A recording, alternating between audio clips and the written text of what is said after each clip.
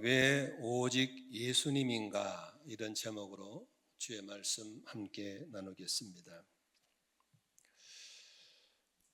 우리 안 믿는 사람들이 우리를 볼 때 이런 말을 많이 합니다. 기독교인들은 참 독선적이야, 배타적이야, 이런 말을 합니다. 왜 예수만 믿으라고 그래? 다른 종교도 믿을 수 있잖아 라고 얘기합니다. 그러면 우리는 배운 게 그것밖에 없기 때문에 아니야, 그래도 예수 믿어야 돼, 이렇게 말합니다.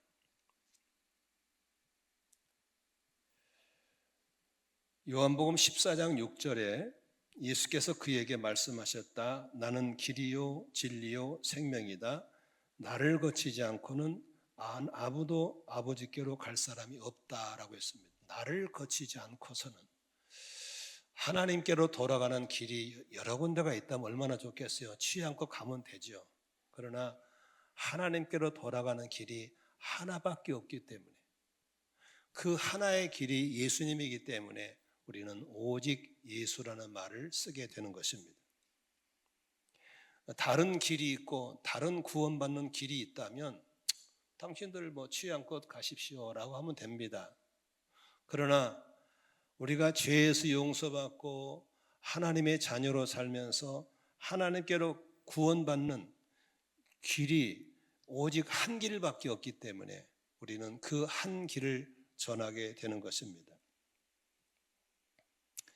그때마다 타종교 사람들이 우리 보고 기독교는 참 독선적이야, 아주 배타적이야 라고 욕하기도 합니다. 그래서 우리하고 상종도 안 하고 대화를 안 합니다. 그러다 보니까 어떤 기독교인들은 신앙의 정체성이 흔들려가지고 하긴 그래, 그쪽에도 종교에 구원이 있겠지, 이쪽 종교도 구원이 있겠지 하면서 우리 서로를 인정해 주자, 그래서 타종교와 함께 다니면서 종교 연합 활동을 하는 분도 있습니다. 그걸 보고 소위 종교 다원주의라고 그럽니다. 여러분, 이 종교 다원주의가 얼마나 위험하냐면, 만일에 서울 가는 길이 이쪽에도 있고 저쪽에 있고 저쪽에 있다면 예수가 뭐하러 옵니까? 안 오셔도 되죠. 예수가 왜 죽어야 됩니까? 안 죽어도 되지. 예수가 왜 매를 맞고 십자가 고난을 겪습니까? 그거 왜 그래요? 안 하면 되지. 구원받는 길이 여기저기 있다면 그럴 필요가 없었거든요. 왜 그런 종교 다원주의가 나오고 신앙의 뿌리가 흔들리면서 이 종교 저 종교로 돌아다니는 종교 순례자가 나올까? 팩트를 몰라서 그렇습니다. 예수를 믿어야만 구원 얻는다는 분명한 신앙의 팩트가 없으면 신앙은 흔들립니다. 그것이 바로 예수의 죽음에서 부활하신 부활신앙인 것입니다. 예수를 믿어야만 구원 얻는다. 예수를 왜 믿어야만 구원 얻는가는 바로 예수님의 부활신앙 때문에 그렇습니다. 우리가 살다 보면은 잠시 숨이 끊어졌다가 다시 살아난 사람들이 종종 있습니다. 어떤 사람은 몇 분 만에 살아나고 어떤 사람은 몇 시간 만에 살아난 사람도 있습니다. 그러나 결국 다 죽었습니다. 그런데 인류 역사상 죽은 지 사흘이 지나서 다시 살아나셔서 영원히 죽지 않고 지금도 살아계신 분은 유일무이하게 예수님밖에 없는 것을 믿으시기를 바랍니다.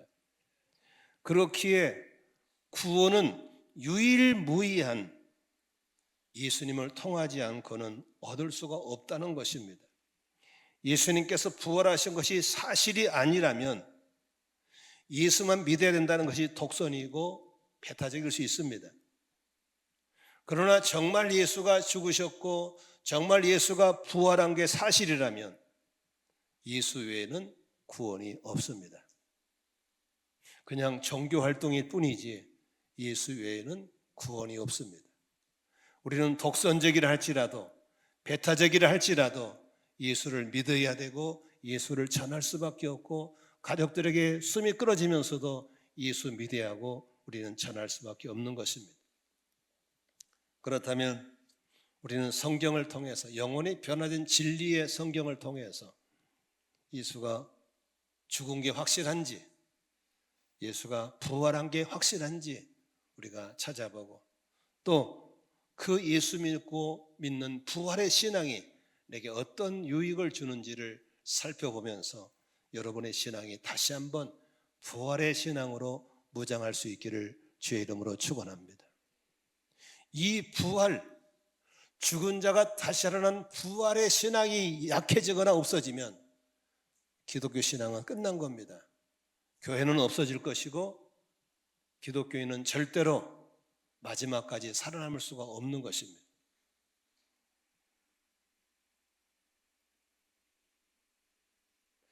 이런 재미있는 일화도 있습니다. 지구촌교회를 개척했던 이동원 목사님이 자주 사용하시는 애화인데, 오늘날 미국의 목사님이 한 분 오셨습니다. 친구 목사님입니다. 며칠 동안 한국교회를 주로 다니시다가 이제 떠날 때가 돼서 밥을 먹으면서, 너 한국교회를 둘러보니까 어떻더냐? 그랬더니 그 미국 목사님이 한국교인들을 만나보니까 왜 이렇게 얼굴이 어둡냐? 미국 교인보다 얼굴이 너무 어둡다. 그 말을 들으니까 이동원 목사님이 자존심이 상했습니다. 그래서 얼른 둘러대기를, 그건 십자가의 고난을 깊이 묵상하기 때문에 그런 거야 라고 했습니다.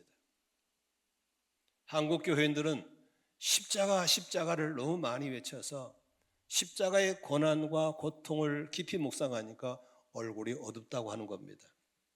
그때 미국 목사님이 이렇게 반론을 제기했습니다. 왜 십자가만 묵상을 해? 부활의 예수도 묵상해야지. 신앙생활은 십자가만 묵상하면 되는 게 아닙니다. 예수 십자가를 묵상했으면 예수의 부활도 믿으셔야 되고, 예수의 부활도 소망하시고, 예수의 부활을 통해서 희망을 얻고 용기를 얻어야 될 줄로 믿습니다. 믿으시면 아멘 합시다. 그래서 이동호 목사님이 그렇구나. 우리 한국 교회인들은 지나치게 십자가 예수만 전하고 십자가 예수만 붙잡았구나. 부활의 예수, 부활의 확신, 부활의 능력, 부활의 소망이 있어야 되겠구나. 믿으시면 아멘 합시다. 그렇다면 그 신앙으로 지금의 어려움도 거뜬히 이겨낼 수 있고, 절망의 소망으로 더 나은 미래로 어떤 고난도 이겨낼 수 있는 순교의 신앙을 갖게 되겠구나. 믿으시면 아멘 하십시다. 그렇다면 예수의 부활이 진정한 팩트라면 우선 예수가 죽은 게 확실한 걸 알아야 될 줄로 믿습니다. 예수님은 금요일 오전 9시에 빌라도의 잘못된 재판 결과로 십자가형을 받고 죽습니다. 십자가형은 말다시피 거기에 매달아 놓고 생사람을 죽게 하는 겁니다. 오전 9시에 골고다 언덕에 매달려서 6시간 동안 처절하게 고난 속에서 서서히 죽어가다가 오후 3시에 큰 소리로 외치면서 아버지 내 영혼을 부탁합니다 하면서 숨이 끊어지셨습니다. 근데 그 당시의 유래를 보면 사람이 십자가에 죽으면 죽었는가 안 죽었는가 이 발목을, 무릎뼈를 부러뜨린다고 합니다. 그래서 그 집행관이 예수의 무릎뼈를 부러뜨리려 보니까 죽은 게 확실하니까 무릎을 꺾지 말라고 그랬습니다. 그러면서 다시 한번 확인 사살이라고 그러죠. 진짜 죽었는 거 알아보기 위해서 밑에서 위로 옆구리를 창으로 푹 찔릅니다. 그러니까 예수의 몸에서 물과 피가 다 쏟아져서 완전히 죽은 것을 확인하게 되었습니다. 이제 예수는 완전히 죽은 겁니다. 근데 죽은 사람을 장례를 치는데 당시의 문화는 십자가 처형 당한 사람은 시체가 국가 소유이기 때문에 누가 달라도 주지를 않습니다. 그런데 예수의 시체를 누군가 장례를 치겠다고 나타난 분이 있었습니다. 그분이 바로 여러분 성경 보십시오. 마가복음 15장 42절부터 43절에 한 사람이 나타납니다. 같이 읽습니다. 시작. 이미 날이 저물었는데 그날은 준비일 곧 안식일 전날이었다. 아르메데 사람인 요셉이 왔다. 그는 명망 있는 의의 의원이고 하나님의 나라를 기다리는 사람인데 이 사람이 대담하게 빌라도에 가서 예수의 시신을 내어달라고 청하였다. 여기 아르마데 요셉이라는 사람은 43절 누굽니까? 명망 있는 의회 의원이었습니다. 다시 말하면 요즘 말하는 우리나라의 3선, 4선 했던 국회의원격 되는 겁니다. 이 사람이 사형 집행관인 빌라도를 찾아가서 43절을 보니까 대담하게 빌라도를 찾아가서 시신을 내어달라고 요청했습니다. 다시 말하면 시신을 내어주지 않는 풍습이 있는데 시신을 달라고 한 거 보니까 대단한 끝발이 있는 사람입니다. 그때 그 힘 있는 의회 의원이 달라고 그러니까 빌라도가 시신을 내어줍니다. 내어줄 때 그냥 내준 게 44절 보니까 같이 보겠습니다. 44, 45절 시작. 빌라도는 예수가 벌써 죽었을까 하고 의아하게 생각하여 백부장을 불러서 예수가 죽은 지 오래되었는지를 물어보았다. 죽은지를 확인하죠. 45절 빌라도는 백부장이 알아보고 나서 시신을 요셉에게 내어주었다. 죽은 게 확실한 걸 믿으시면 아멘 하십시다. 죽은 게 확실했습니다. 십자가에 고난당하셨죠. 창에 찔렸죠. 그리고 시신을 줄 때 사형 집행관인 빌라도가 백부장에게 죽었는가 확인해라. 사령관이 확인하라고 할 때 백부장이 죽은 걸 확인하고 그 시신을 요셉에게 내어줍니다. 여기서 재미있는 것은 아리마대 사람 요셉이란 사람입니다. 당시에 많은 사람이 예수 믿으면 너무나 불이익을 당하기 때문에 몰래 비밀리에 믿고 있었습니다. 그래서 비밀 제자들이 많았는데 그 중에 하나가 아리마대 요셉이었습니다. 그러나 더 이상 비밀리에 믿을 수가 없기 때문에 신분을 드러내놓고 나가서 시신을 달라고 그러고 장례를 집행했던 겁니다. 이 사건 이후로 아리마대 요셉은 의회직을 박탈당했을 것이고 주류 사회에서 완전히 소외됐을 수도 있은 것입니다. 그러나 더 이상 숨어 있을 수가 없어서 예수를 달라고 해서 장례를 집례하게 된 겁니다.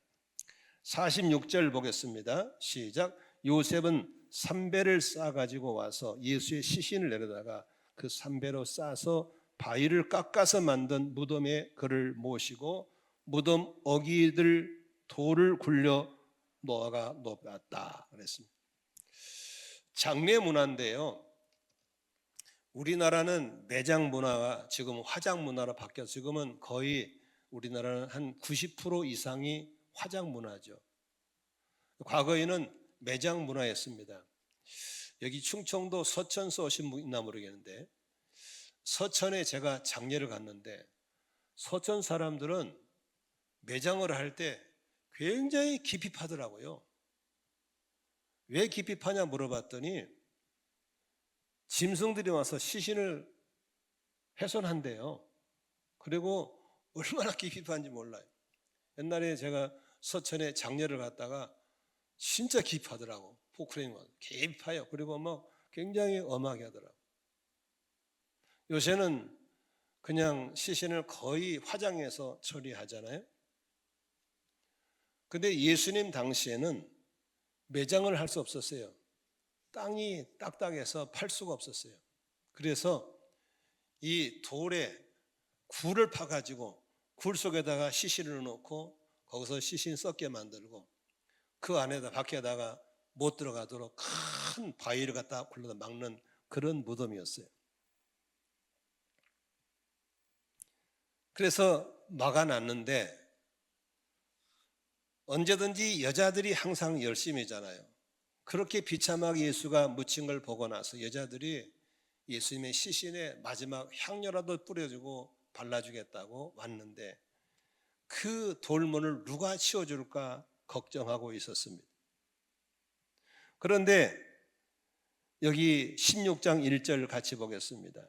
시작. 안식일이 지났을 때 막달라 마리아, 야고보 어머니 마리아와 살로메는 가서 예수께 발라드리려고 향료를 샀다. 그래서 이레에 첫째 새벽 해가 막 떠들 때 무덤으로 갔다. 그들은 누가 우리를 위해서 이 돌을 무덤에서 굴러내주기나 하고 서로 말하였다.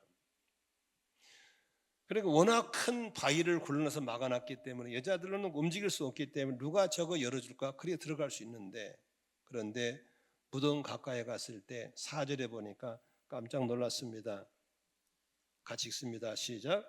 그런데 눈을 들어보니 그 돌덩이는 이미 굴러져 있었다. 그 돌은 엄청나게 컸다. 그 여자들은 무덤으로 들어가서 웬 젊은 남자가 흰옷을 입고 오른쪽에 앉아있는 몹시 놀랐다. 여자들이 그 무덤에 들어갈 수 없어서 걱정인데 가보니까 돌이 굴러져 있고 들어가 봤더니 웬 남자가 앉아 있는 겁니다. 그리고 5절, 6절, 7절 오늘 본문이죠. 같이 한번 읽습니다. 시작. 그 여자들은 무덤 안으로 들어가서 웬 젊은 남자가 흰옷을 입고 오른쪽에 앉아 있는 것을 보고 몹시 놀랐다. 그가 여자들에게 말했다. 놀라지 마시오. 그대들은 십자가에 못 박히신 나사렛 사람 예수를 찾고 있지만 그는 어떻다고? 살아나셨소. 그는 여기에 계시지 않소. 보시오. 그를 안장했던 것이요. 그러니 그대들은 가서 그의 제자들과 베드로에게 말하기를 그는 그들보다 먼저 갈리로 가실 것이니 그가 그들이 말씀하신 대로 그들은 거기에서 그를 볼 것이라고 하시오. 너무 놀라웠습니다. 분명히 예수가 죽은 것을 봤고 굴 속에 무덤을 장례친 걸 봤고 그 시신이라도 향료를 발라들고 왔는데 세상에 돌문이 열려 있었고 예수가 그 자리에 계신 빈 무덤을 보게 된 겁니다. 부활의 신앙이 어떻게 된 겁니까? 바로 빈 무덤이 증거하고 있는 겁니다. 근데 재미있는 건요, 보세요. 성경을 보면은 예수가 부활한다고 그러니까 그 부활이란 걸 거짓말로 만들기 위해서 어떻게 하죠? 첫째 두 가지입니다. 빌라도가 돌문에다가 봉인을 합니다. 봉인. 다시 말하면 누구도 못 열게. 그리고 군인을 시켜 지킵니다.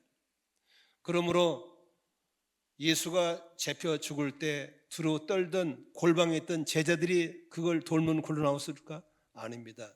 여자들이 굴렸을까? 아닙니다. 그 지키던 군인들 봉인 임봉한 돌을 누가 열 수 있겠습니까? 부활하게 하신 하나님밖에 열 자가 없는 걸 믿으시기 바랍니다. 근데 재미있는 것은 가보니까 시신이 없는 거예요. 빈 무덤이 된 거예요. 그때 유대인들이 큰일 났다. 이거 예수가 평상시에 말하던 부활이 사실이었다면 이거 난리 났다. 그래서 저지른 게 뭔지 아시죠? 그 경비병들한테 돈을 줘서 먹입니다. 너 앞으로 왜 예수가 없었냐 그러면 제자들이 시신을 훔쳐갔다고 그래. 우리가 잠시 조는 사이에 훔쳐갔다고 그래. 알았지? 하면서 돈을 먹였습니다. 돈 받아 먹은 놈들이 예수가 애 없어졌는가 했을 때 제자들이 훔쳐갔다고 거짓 루머를 퍼뜨린 겁니다. 빈 무덤이 맞으면 아멘 하십시다. 유대인도 받고 제자들도 받고 여인들도 받고 분명히 갇혀있던 예수가 없어지고 빈 무덤이 확정된 걸 믿으시길 바랍니다. 누가 예수의 부활을 증거할 수 있습니까? 빈 무덤이 증거하고 있는 겁니다. 현장의 여인들이 증언했고 그것을 감추려고 돈을 주면서 사람들을 구워 삶았던 유대인들이 빈 무덤을 확인했습니다. 공자님도 돌아가셔서 무덤이 있고 석가모니도 돌아가신 다음에 자신을 태워서 재를 6군데로 나누어서 무덤을 만들었고 이슬람의 창시자인 마호메트도 죽어서 못 나온 무덤이 있습니다. 그러나 예수님만이 들어가셔서 부활하심으로 빈 무덤을 만들어버린 걸 믿으시기를 바랍니다. 예수가 다시 부활한 것을 가장 두려웠던 사람들은 마태복음 28장 11절부터 15절까지 한번 같이 읽도록 하겠습니다. 얼마나 그들이 두려워하는지. 시작. 여자들이 가는데 경비병 가운데 몇 사람이 성 안으로 들어가서 일어난 일을 모두 대장들에게 보고하였다.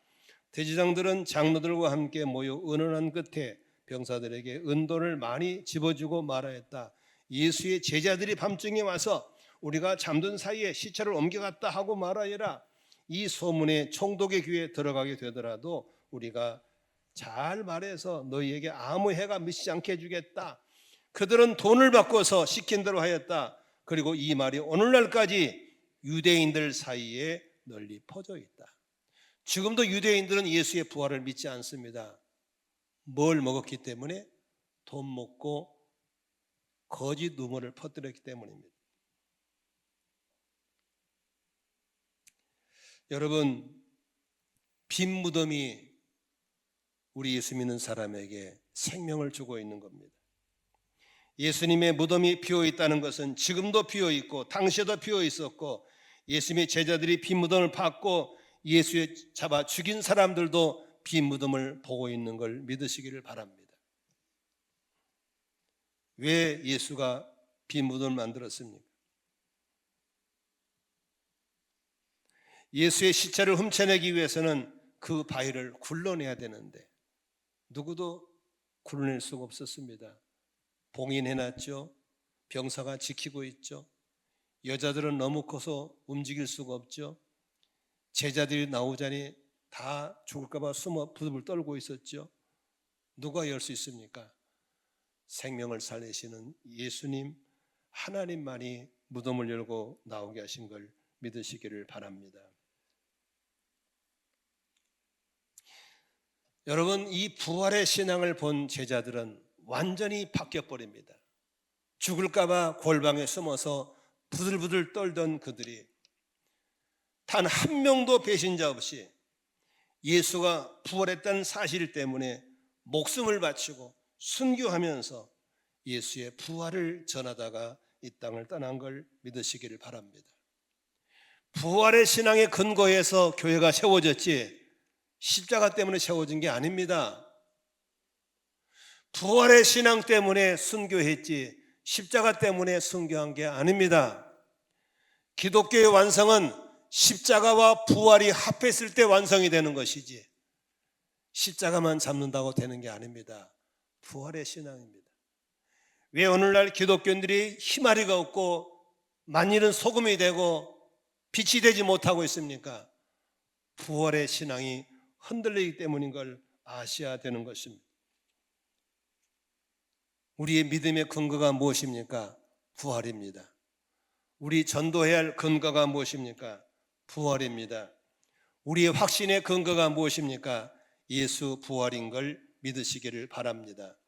이러한 부활이 있기에 우리는 독선적인 말을 듣기도 하고 배타적인 말을 듣지만 예수를 믿어야만 구원이 있기 때문에, 예수님만이 구원이기 때문에 독선이 됐건 배타적이 됐건 우리는 예수 붙잡고 가는 것을 믿으시기를 바랍니다.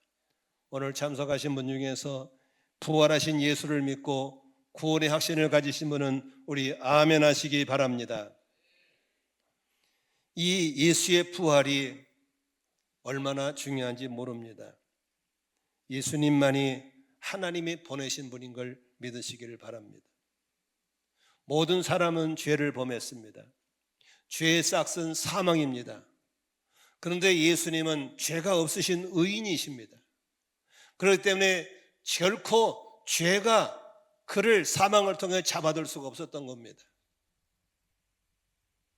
모든 종교를 창시한 위대한 인물인 석가모니님도 마호메트님도 공자님도 다 훌륭하셨습니다. 그렇지만 그들은 죽음 앞에서는 무력했습니다. 왜냐하면 죄를 안고 있기 때문에 그렇습니다.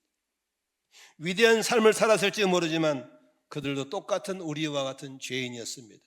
그래서 무덤에 들어가서 못 나오셨습니다. 예수님만 의인이기 때문에 무덤에 들어가도 누구도 그를 잡아들 수가 없었습니다.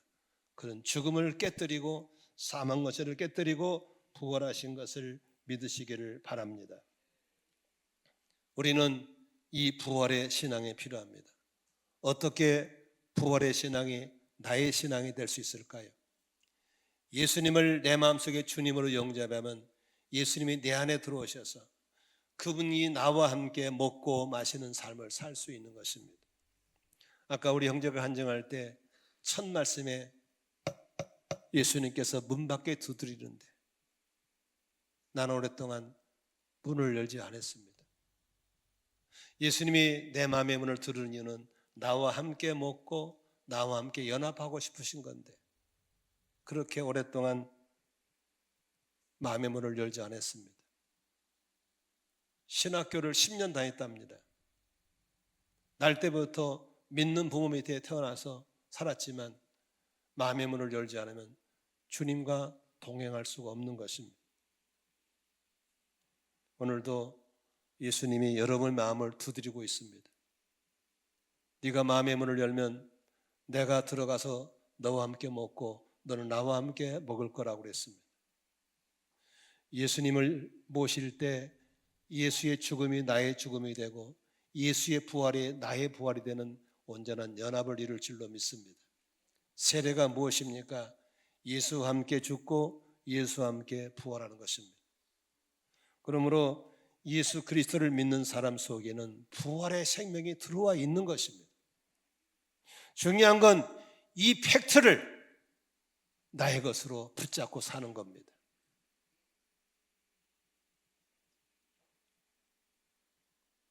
부활하신 예수님만이 죽음을 깨고 죄를 깨뜨리는 그분만이 우리의 죄를 용서할 수 있는 걸 믿으시길 바랍니다.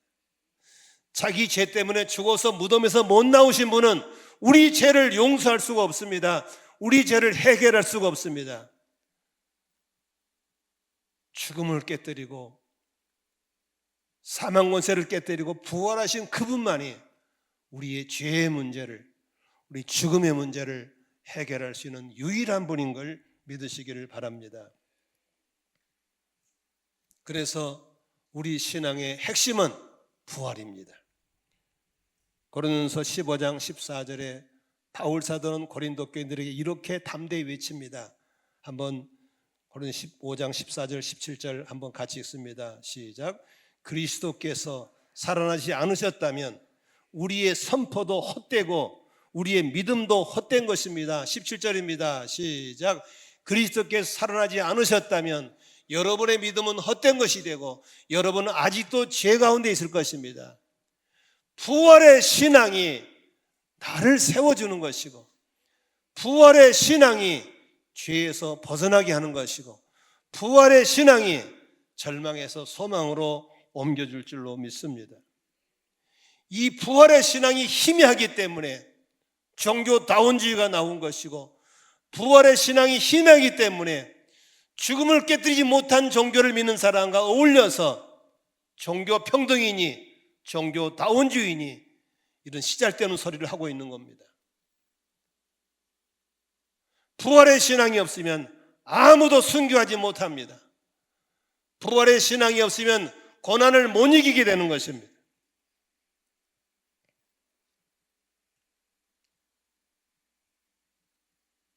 십자가의 죽음은 저주의 죽음입니다.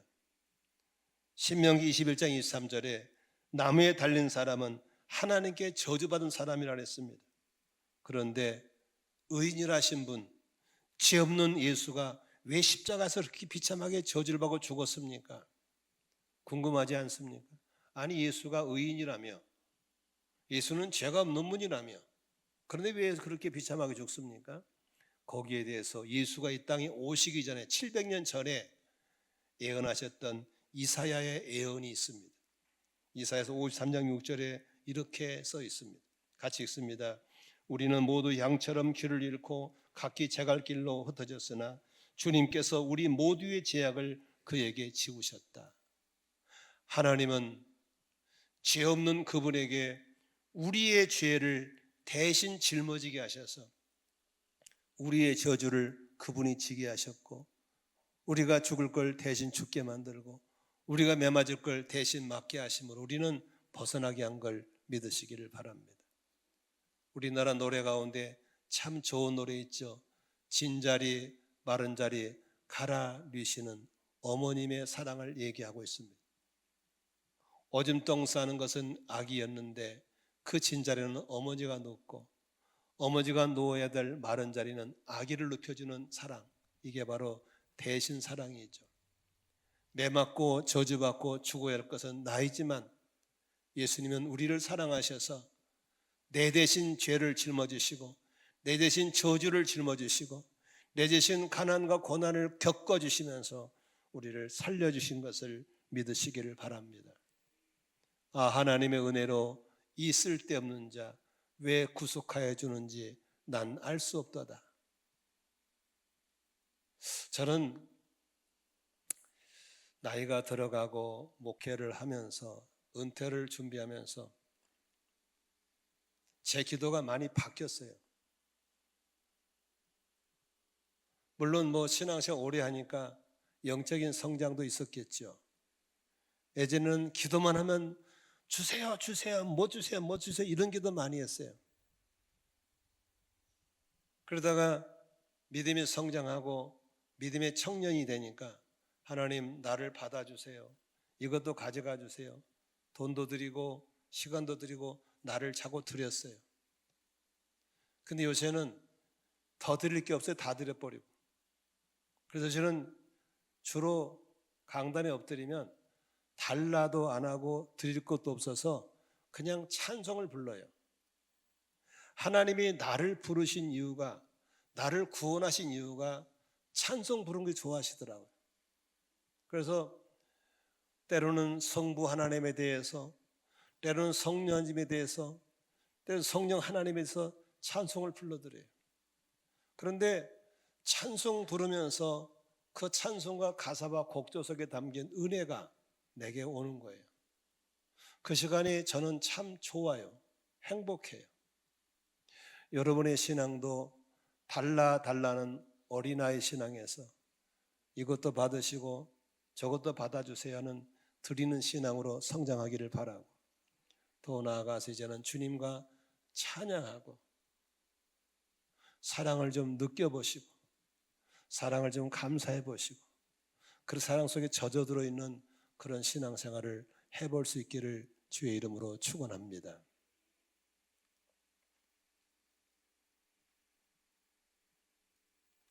예수님을 믿으시면 하면 아멘 하십시다. 예수님이 나를 위해 죽으신 걸 믿으시면 하면, 예수님의 내 안에 계시고 그분이 부활이 나의 부활이 될 걸 믿으시면 아멘 하십시다. 여러분 반드시 부활합니다. 어떤 몸으로 부활할까요? 고린도서 15장 35절에 우리의 부활을 얘기하고 있습니다. 같이 읽습니다. 시작. 그러나 죽은 사람이 어떻게 살아나며 그들은 어떤 몸으로 옵니까? 하고 묻는 사람이 있을 것입니다. 어리석은 사람이여, 그대가 뿌리는 씨는 죽지 않고서는 살아나지 못합니다. 그리고 그대가 뿌리는 것은 장차 생겨날 그 자체가 아닙니다. 말이든지 그 밖에 어떤 곡식이든지 다만 씨앗을 뿌리는 것입니다. 그러나 하나님께서는 원하신 대로 그 씨앗에 몸을 주시고 그 하나하나의 씨앗에 각기 고유한 몸을 주십니다. 42절 44절 보겠습니다. 시작. 죽은 사람들의 부활도 이와 같습니다. 썩을 것으로 심는데 썩지 않을 것으로 살아납니다. 비천한 것으로 심는데 영광스러운 것으로 살아납니다. 약한 것으로 심는데 강한 것으로 살아납니다. 44절 밑줄 치세요. 자연적인 몸으로 심는데 신령한 몸으로 살아납니다. 이런 자연스러운 몸이 이 땅에 죽어서 썩어지면 주님 오시는 날 신령한 몸으로 부활되는 것을 믿으시기를 바랍니다. 무슨 근거로 바울이 이렇게 큰 소리 치냐고요? 부활신앙 때문에 그렇습니다. 오뚜기는 넘어지는 걸 두려워하지 않습니다. 벌떡 일어나니까. 부활의 신앙을 가진 사람은 죽는 것을 두려워하지 않습니다. 한국 교계에서 존경받는 한 목사님이 계십니다. 그 목사님이 은퇴하시고 집거하시며 기도하면서 지내시는데 어느 날 그분에게 암이 걸렸다는 소식이 들렸습니다. 모든 날 두려워하는 암병이 걸렸어요. 그래서 제자들이 우르르 몰려가서 목사님 어떡해요? 암병이 걸려서 모두 슬퍼하고 있었습니다. 그때 그 목사님이 껄껄 웃으면서 그런 소리 말아 나는 너무 기뻐. 아니 암이 걸렸는데 왜 기뻐요? 아이 사람아 병이 걸려야 가지 병 없이 가는 거 봤어? 나도 드디어 이제 천국 가게 됐어. 나도 이제 드디어 부활의 옷을 입게 됐어. 좀 있어봐. 암이 점점 심해져 가지고 나는 가게 될 거야. 얼마나 좋은가? 암 수술 그걸 왜 해? 고통만 더하는데 하면서 암 걸린 걸 좋아하시면서 죽음이 다가오는 걸 즐거워하는 것. 이게 바로 부활의 신앙인 것을 믿으시기를 바랍니다. 어떤 분은 신체적인 불치병을 만날 수 있습니다. 신체적인 장애를 가질 수 있습니다. 요새 장애인들은 선천적인, 후천적인 장애를 갖는 분이 있죠. 그러나 부활의 신앙을 가진 사람들은 그것 때문에 슬퍼하지 않습니다. 여러분 잘 아시는 한상철이라는 분 아시지 않습니까? 우리 교회 1년에 한 번씩 오시죠. 그분은 태어날 때부터 뇌성마비로 손발이 뒤틀려서 못 움직입니다. 그가 길가에서 거린으로 살다가 예수를 믿게 돼서 부활신앙 갖게 됐습니다. 그는 항상 희죽희죽 웃습니다. 뭐가 좋아 웃어? 그러면 목사님 조금만 있으면 천국 가면 부활의 신앙으로 손발 다 펴지고 목이 다 돌아오고 얼마나 좋아요. 나는 그날만 기다리고 살고 있다는 거예요. 믿으시면 아멘 하십시오. 삼본에서 목회하시는 후천적인 장님이 계십니다. 박 목사님이라고. 중3 때 맹인이 됐습니다.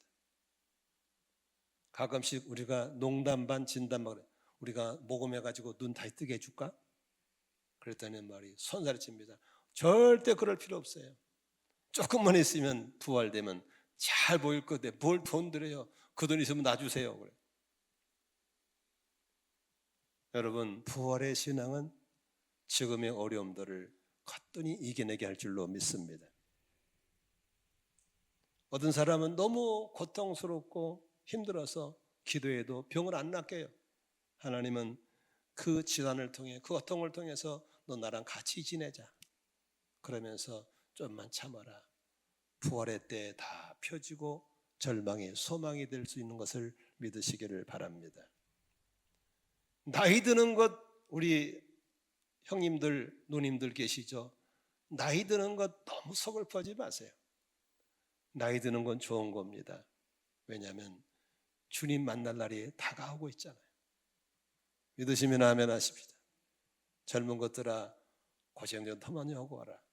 나는 좀 있으면 주님 만난다. 부활의 신앙이 우리를 늙어지고 몸 아픈 것도 고난도 이기게 하시는 걸 믿으시기를 바랍니다. 예수님을 영접하고 사는 여러분, 하나님 보실 때는 여러분들은 죄 없는 사람들입니다. 예수님 때문에 여러분들은 의인된 사람인 걸 믿으시 바랍니다. 예수님 때문에 부활의 신앙을 가진 여러분은 하나님의 기쁨이고 하나님의 자랑인 걸 믿으시기를 바랍니다. 우리 옆 사람에게 먼저 인사합시다. 당신은 하나님 보시기에 그냥 두고 보기도 아까운 사람입니다. 시작. 당신은 하나님 보시기에 그냥 두고 보기도 아까운 사람입니다. 우리의 죽음이라는 것은 정말 참된 삶의 시작인 것을 믿으시기를 바랍니다.